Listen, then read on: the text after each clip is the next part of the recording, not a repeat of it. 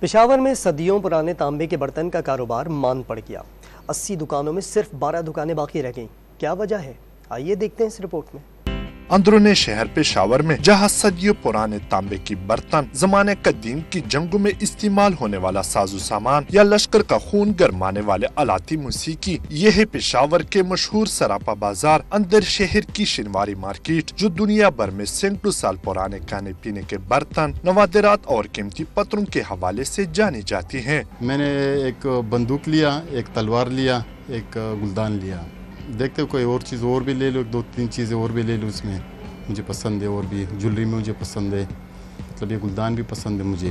نوادرات کی خرید و فروخت کے لیے آنے والے غیر ملکی سیاحوں کی آمد میں کمی واقع ہوئی ہے، جس کی وجہ سرحدات پر پابندیاں اور مہنگائی ہے، جس کی وجہ سے کاروبار کم ہوتا جا رہا ہے۔ انگریز لیتا ہے، ادھر لاہور اسلام آباد سے بھی لوگ آتے ہیں، پاکستانی لاہور سے بھی آتا ہے، کراچی سے بھی آتا ہے۔